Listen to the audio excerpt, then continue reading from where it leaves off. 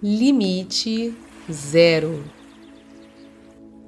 Esse é o 7º vídeo da série de estudos do livro Limite Zero, de Joe Vitale e Ihale-Akala Heulen.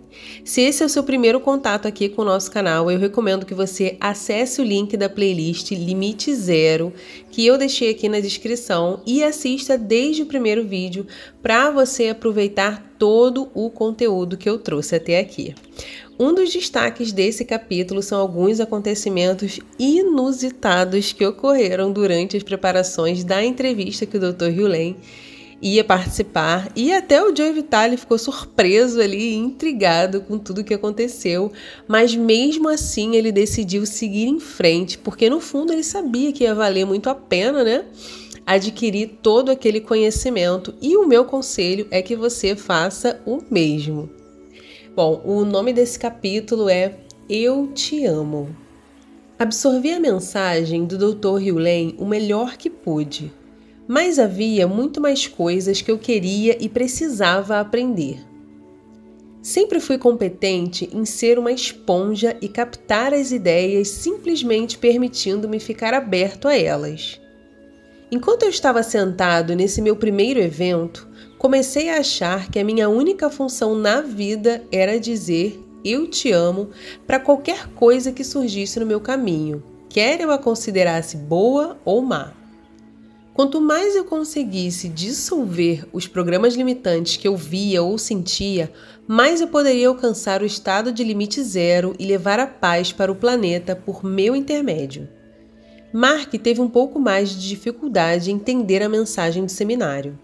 Ficou insistindo em colocar tudo em um contexto lógico. Estava ficando claro para mim que a mente não tem nenhuma ideia do que está acontecendo, de modo que tentar encontrar uma explicação lógica era por si só uma receita para o fracasso. O Dr. Heulen enfatizou repetidamente que existiam 15 informações disponíveis para a mente consciente, mas 15 milhões estão acontecendo em qualquer momento escolhido. Não temos a menor chance de compreender todos os elementos que estão em ação na nossa vida. Temos que entregar os pontos. Precisamos confiar. Admito que grande parte disso parecia sem sentido. Em um determinado momento do evento, um homem disse que viu um portal aberto e uma parede e pessoas mortas flutuando através dele. Você sabe por que está vendo isso? Perguntou o Dr. Heulen. Porque tínhamos falado a respeito de espíritos mais cedo, disse alguém. Exatamente, reconheceu o Dr. Heulen. Você os atraiu ao falar a respeito deles. Você não tem necessidade de examinar outros mundos. Você tem bastante o que fazer ficando neste mundo nesse momento. Eu não vi nenhum fantasma. Eu não sabia o que pensar a respeito daqueles que os viram. Gostei do filme O Sexto Sentido, mas só como filme. Eu não queria que espíritos aparecessem e falassem comigo. No entanto, isso aparentemente é normal para o Dr. Heulen. Ele contou a história de que ouvia as descargas dos vasos sanitários serem puxadas à meia-noite, sozinhas, quando trabalhava no hospital psiquiátrico. O lugar estava repleto de espíritos, disse ele. Muitos pacientes tinham morrido na ala nos anos anteriores, mas não sabiam que estavam mortos. Eles ainda estavam lá. Ainda estavam lá usando o banheiro? Aparentemente, esse era o caso. Mas como se isso não fosse estranho o suficiente, o Dr. Heulen prosseguiu explicando que, se algum dia falarmos com alguém e percebermos que os olhos da pessoa estão quase inteiramente brancos, com uma película turva ao redor das bordas, ela está possuída. Nem mesmo tentem falar com ela, recomendou o Dr. Heulen. Em vez disso, apenas purifiquem a si mesmos e esperem que a sua limpeza remova a escuridão, assumindo o controle da pessoa. Sou um cara de mente bem aberta, mas essa conversa de espíritos, almas possuídas e fantasmas que usam banheiro à noite era um pouco demais até mesmo para mim. Ainda assim, não desisti. Eu queria conhecer os segredos supremos da cura para poder ajudar a mim mesmo e os outros a alcançar a riqueza, a saúde e a felicidade. Nunca imaginei que eu teria que andar pelo mundo invisível e entrar na zona de limite para fazer isso. Em outro momento do evento, estávamos deitados no chão, fazendo exercícios para tornar disponível a energia do nosso corpo. O Dr. Hugh me chamou. Quando olho para essa pessoa, vejo toda a fome do Sri Lanka, me disse ele. Olhei para ela, mas vi apenas uma mulher se alongando no tapete. Temos muito a purificar, declarou o Dr. Hugh. Apesar da minha confusão, fiz o melhor que pude para praticar o que eu entendia. A coisa mais fácil a fazer era simplesmente dizer "eu te amo" o tempo todo. Então, foi o que eu fiz. Quando fui ao banheiro, certa noite, senti o início de uma infecção urinária. Eu disse "eu te amo" para o divino, enquanto sentia a infecção. Logo me esqueci dela, e de manhã ela tinha desaparecido. Continuei a dizer mentalmente "eu te amo" repetidas vezes, independentemente do que estivesse acontecendo, fosse uma coisa boa, ruim ou diferente. Eu estava tentando fazer o melhor que podia para purificar qualquer coisa no momento, quer eu estivesse ou não consciente dela. Vou dar um exemplo rápido sobre como isso funciona. Um dia, uma pessoa me enviou um e-mail que me deixou irritado. No passado, eu lidaria com a situação trabalhando as minhas questões emocionais críticas ou tentando ponderar com a pessoa que me enviou a mensagem desagradável. Dessa vez, decidi experimentar o método do Dr. Hugh. Fiquei repetindo em silêncio "sinto muito" e "eu te amo". Eu não estava dizendo essas coisas para ninguém em particular. Eu estava simplesmente evocando o espírito do amor para que curasse dentro de mim o que estava criando ou atraindo a circunstância externa. Uma hora depois, recebi outro e-mail da mesma pessoa no qual ela se desculpava pela mensagem anterior. É importante ter em mente que eu não tomei nenhuma medida externa para obter esse pedido de desculpas, nem mesmo respondi ao e-mail. No entanto, ao dizer "eu te amo", de alguma maneira corrigi dentro de mim o programa oculto limitante do qual nós dois estávamos participando. Esse processo nem sempre envolve resultados instantâneos. A ideia não é obter resultados, mas sim alcançar a paz. Quando você faz isso, frequentemente obtém os resultados que queria originalmente. Certo dia, por exemplo, um dos meus funcionários me deixou na mão. Ele deveria terminar um trabalho em um projeto importante e tinha um prazo final urgente. Além de não terminar, ele parecia ter desaparecido da face da terra. Eu não aceitei isso muito bem. Embora quando isso aconteceu eu já conhecesse o método do Dr. Hugh, achei difícil dizer "eu te amo", quando tudo que eu queria dizer era "eu quero te matar". Sempre que eu pensava no meu empregado, eu sentia raiva.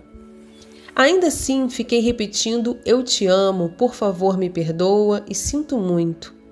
Eu não estava dizendo isso para ninguém, eu estava dizendo por dizer. Certamente não estava sentindo amor. Na verdade, levei 3 dias me dedicando a esse processo antes que eu chegasse perto de encontrar a paz dentro de mim mesmo. E foi então que o meu funcionário apareceu. Ele estava na prisão e telefonou para pedir ajuda. Eu o ajudei e continuei a praticar "eu te amo" enquanto lidava com a situação. Embora eu não visse resultados instantâneos, o fato de eu ter encontrado a paz interior foi um resultado suficiente para me fazer feliz. E de algum modo, naquele ponto, o meu empregado sentiu o mesmo. Foi quando ele pediu ao carcereiro para usar o telefone e me telefonou. Enquanto eu estava com ele no telefone, pude obter as respostas que precisava para concluir o meu projeto urgente. Quando participei daquele primeiro seminário de Ho'oponopono oferecido pelo Dr. Hugh, ele elogiou o meu livro The Attractor Factor.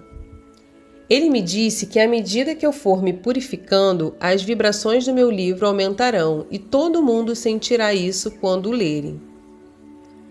Em resumo, à medida que eu fosse me aprimorando, o mesmo aconteceria com os meus leitores. E os livros que já foram vendidos e que estão lá fora? Perguntei. The Attractor Factor foram best-seller e tivera numerosas edições e estava agora sendo publicado em brochura. Eu estava preocupado com todas as pessoas que já tinham exemplares do meu livro. Aqueles livros não estão lá fora, explicou ele, uma vez mais me confundindo com a sua sabedoria mística. Eles ainda estão em você. Em resumo, não existe um lá fora. Seria preciso um livro inteiro para explicar essa técnica avançada com a profundidade que ela merece, motivo pelo qual estou escrevendo este com o consentimento do Dr. Hughley. Basta dizer que sempre que quiser melhorar qualquer coisa na sua vida, desde as finanças até os relacionamentos, você só precisa procurar em um único lugar, dentro de si mesmo. Nem todo mundo no evento entendeu a essência do que o Dr. Hughley estava falando. Perto do final do último dia, as pessoas começaram a bombardeá-lo com perguntas, todas provenientes do lado lógico da mente. Como a minha limpeza pode afetar outra pessoa? Onde está o livre-arbítrio em tudo isso? Por que tantos terroristas estão nos atacando? Dr. Hughley ficou quieto. Ele dava a impressão de estar olhando diretamente para mim, e eu estava sentado no fundo da sala. Ele parecia frustrado. Levando em conta que toda a mensagem dele dizia respeito a não existir nenhum lá fora, a tudo estar dentro de nós, ele provavelmente estava sentindo que a falta de entendimento de todo mundo refletia a falta de entendimento dele. Ele dava a impressão de que ia suspirar. Só posso imaginar que ele estivesse dizendo aos seus botões: "Sinto muito, eu te amo." Embora o treinamento do fim de semana tivesse inserido "eu te amo" no meu coração, pelo menos temporariamente, mesmo assim eu queria mais. Escrevi para o Dr. Hughley perguntando se ele viria ao Texas para falar sobre o Ho'oponopono com um pequeno grupo de amigos. Esse era o meu plano para poder desfrutar um pouco mais da pessoa dele. Ele viria ao Texas para dar uma pequena palestra e ficaria hospedado na minha casa. Nesse ínterim, eu lhe faria diretamente perguntas a respeito do que ele sabe, inclusive sobre como ele curou aquela ala inteira de criminosos portadores de doenças mentais. O Dr. Hughley aceitou o convite. Falamos um pouco a respeito de como seria e logo em seguida anunciei um jantar exclusivo com ele.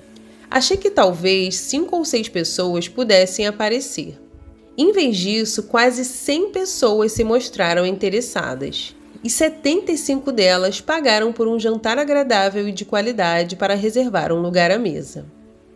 O Dr. Hughley me surpreendeu ao pedir uma lista com o nome de todas as pessoas que iriam comparecer ao evento. Ele queria fazer uma limpeza no que dizia respeito a elas. Eu não tinha certeza do que aquilo significava, mas enviei a lista assim mesmo, e ele agradeceu. Quando o Dr. Hughley chegou a Austin e eu fui buscá-lo no aeroporto, ele imediatamente começou a fazer perguntas a respeito da minha vida.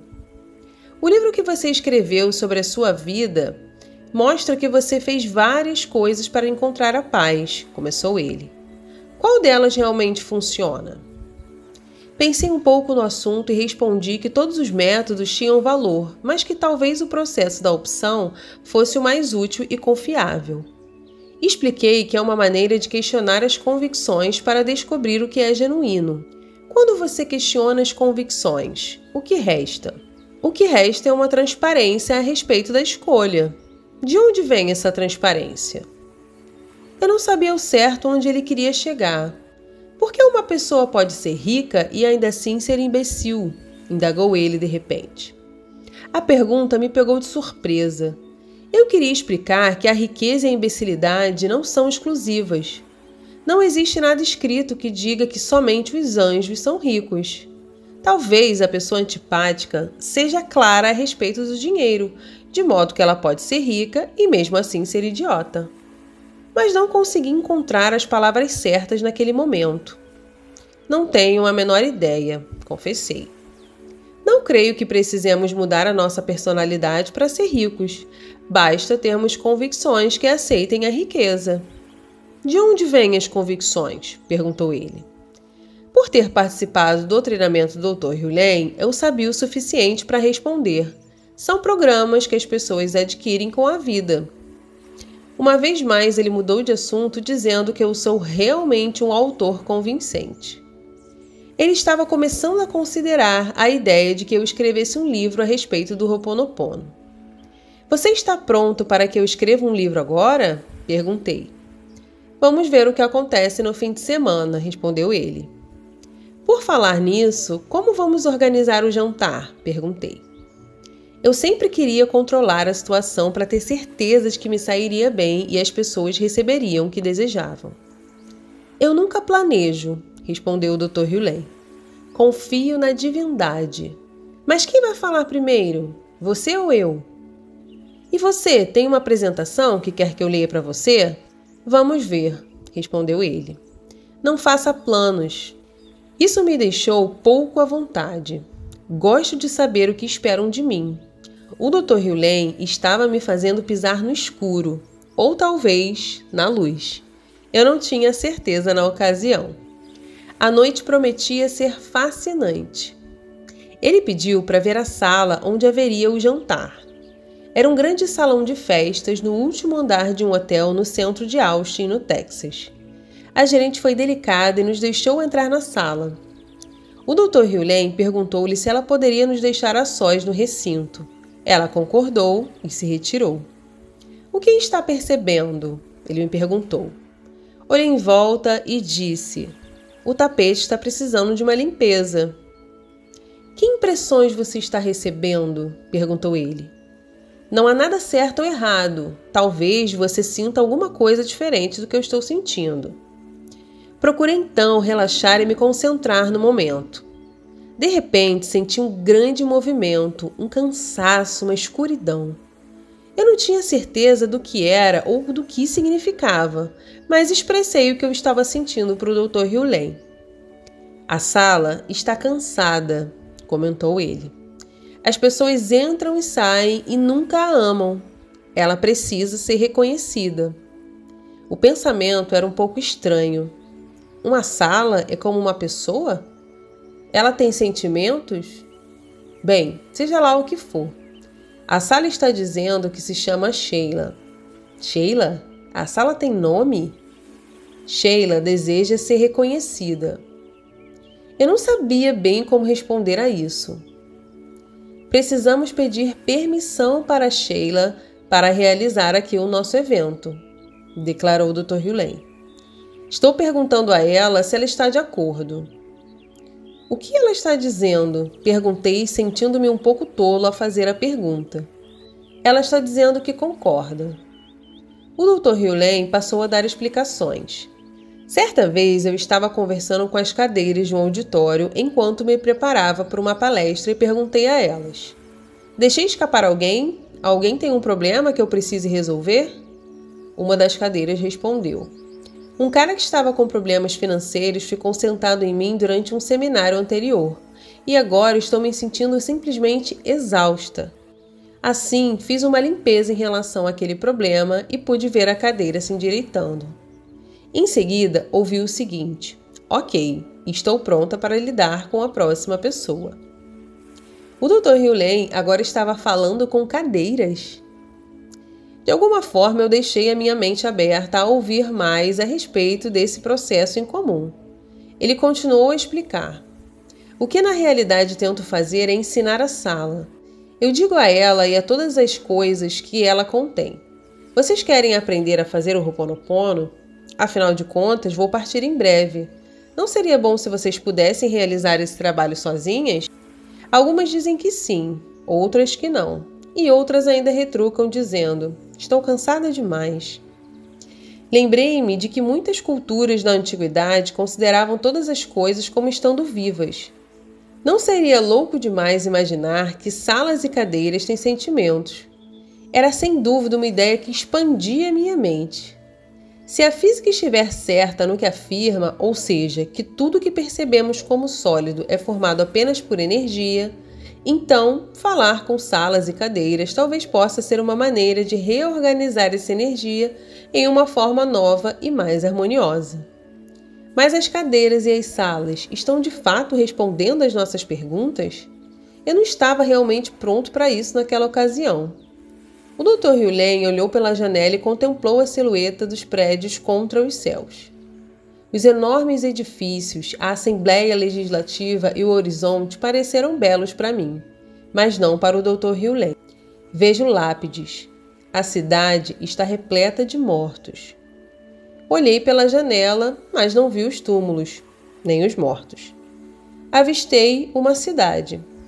Uma vez mais, eu estava descobrindo que o Dr. Hughley usava os dois lados do cérebro em todos os momentos, de modo que conseguia ver estruturas como metáforas e descrevê-las enquanto as divisava. Mas não eu. Eu estava adormecido nos meus sapatos, de olhos abertos. Permanecemos na sala do hotel durante talvez meia hora. Até onde eu podia dizer, o Dr. Hughley andou de um lado para o outro fazendo uma limpeza na sala, pedindo perdão, amando Sheila e purificando. Em determinado momento, ele deu um telefonema.